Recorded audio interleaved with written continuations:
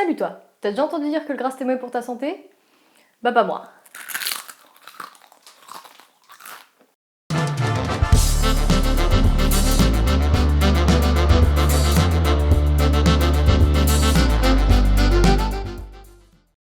Ah non mais attends, tu vas pas non plus nous dire que le gras c'est bon pour la santé non plus. Ben en fait si, à condition de savoir le choisir. Bon, d'abord dans le gras, de quoi on parle en fait? Les huiles, le beurre, la crème. Mais ce que l'on oublie souvent comme source de gras, ce sont beaucoup de produits industriels. Les plats préparés, les biscuits apéro, les gâteaux, etc. Oui bah de toute façon t'as dit qu'il fallait du gras et que c'était bon pour la santé. Oui, enfin il faut quand même un peu nuancer. Le gras, en termes plus scientifiques, on appelle ça les lipides. Et ces lipides doivent représenter entre 35 et 40% de nos besoins journaliers. Donc, contrairement à ce qu'on entend souvent, ils sont importants, il ne faut pas les évincer de notre alimentation. Petit cours sur les lipides. Les lipides se classent en différentes catégories que l'on appelle les acides gras. Bon, mais déjà, un acide gras c'est quoi? Un acide gras, pour faire simple, c'est une molécule composée d'hydrogène, d'oxygène, de carbone. Il existe des acides gras saturés, monoinsaturés, polyinsaturés, qui scientifiquement ressemblent à ça.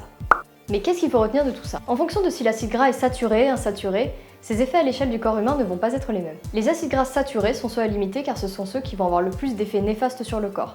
Ils vont notamment boucher les artères ou augmenter la part du mauvais cholestérol. Les acides gras insaturés permettent de diminuer la part de mauvais cholestérol dans le sang tout en augmentant la part du bon cholestérol. Si vous voulez qu'on parle plus longuement du cholestérol dans une prochaine vidéo, n'hésitez pas à le dire en commentaire. Fin de la parenthèse scientifique, on passe à la suite. Globalement, quand on parle des acides gras insaturés, on parle surtout des oméga 3 et des oméga 6. Alors oui, les pubs aiment bien en parler, mais tu sais à quoi ça sert? En fait, il faut qu'il y ait un certain équilibre entre ces deux-là pour permettre un bon fonctionnement du corps. La différence entre les deux réside surtout dans leur rapport à l'inflammation. Pour rappel, l'inflammation est le système de défense de notre corps contre les maladies, les infections, etc. Aujourd'hui, on consomme trop d'oméga 6 qui activent l'inflammation et pas assez d'oméga 3 qui la régulent. Alors, une petite explication s'impose. Prenons une personne en bonne santé avec une alimentation assez équilibrée en oméga 6 et en oméga 3. Elle attrape une maladie qui va déclencher une infection. Les oméga 6 déclenchent alors une réaction inflammatoire pour lutter contre l'infection. Si tout va bien, l'infection est alors éradiquée mais l'inflammation est toujours présente alors qu'elle n'est plus utile. Les oméga 3 viennent alors réguler cette inflammation en y mettant fin jusqu'à la prochaine infection. Le corps revient alors à son état physiologique, c'est-à-dire dans son bon état de fonctionnement. Mais revenons à nos moutons. Les principaux produits contenant des oméga 3 sont huile de colza, lin et noix, et les poissons gras, saumon, maquereau, thon rouge, sardines. Bon, même si je vous l'accorde, l'huile de lin, on s'en sert plus pour nourrir le parquet, mais bon, c'est pas grave, il reste l'huile de colza et l'huile de noix. Concernant les oméga 6, on peut citer l'huile de tournesol, maïs, soja. Il existe aussi les oméga 9 que l'on retrouve dans l'huile d'olive, les amandes, l'avocat. Aujourd'hui, les Français consomment trop peu d'oméga 3, notamment car une grande partie des produits que nous consommons sont très riches en oméga 6 et très pauvres en oméga 3. En revanche, ce qui a vraiment été démontré, c'est l'influence positive des oméga 3 sur notre système cardiovasculaire. L'alimentation des animaux que nous mangeons aujourd'hui est principalement composée de maïs et de soja qui sont très riches en oméga 6. Et ce que mangent les animaux, nous le mangeons aussi. Il peut donc être intéressant de chercher à consommer de la viande de bête nourrie surtout grâce à des aliments contenant des oméga 3. Vous pouvez par exemple chercher des produits avec le logo de l'association Bleu Blanc Cœur. Par ailleurs, l'alimentation des Français est globalement déséquilibrée en termes de lipides à cause d'autres raisons.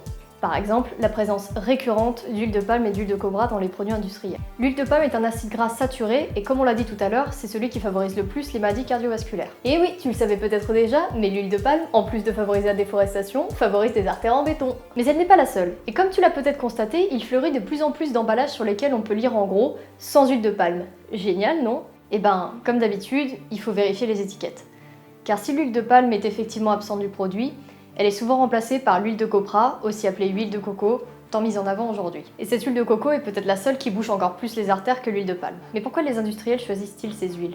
Parce qu'elles ne coûtent pas cher, qu'elles supportent bien la chaleur et que le fait qu'elles soient solides à température ambiante leur confère beaucoup d'avantages au niveau industriel. De plus, aujourd'hui on trouve aussi du beurre de karité dans certains produits industriels qui n'est pas non plus très indiqué pour votre santé pour les mêmes raisons. Donc, méfiance. Pensez à regarder régulièrement les étiquettes, d'autant plus que la grande mode depuis quelques années, c'est de noter la mention huile végétale qui cache souvent de l'huile de palme ou de copra. Bon, ok, mais quand on voit matière grasse hydrogénée, ça veut dire quoi? Les matières grasses hydrogénées, ça veut dire qu'on a pris des matières grasses insaturées, donc liquides à température ambiante, pour les rendre saturées, pour qu'elles soient solides à température ambiante. Mais alors, pourquoi vouloir les rendre solides? Pour plusieurs raisons. Notamment pour améliorer une texture, épaissir une sauce, préserver les qualités d'un produit qui pourrait changer au cours du temps.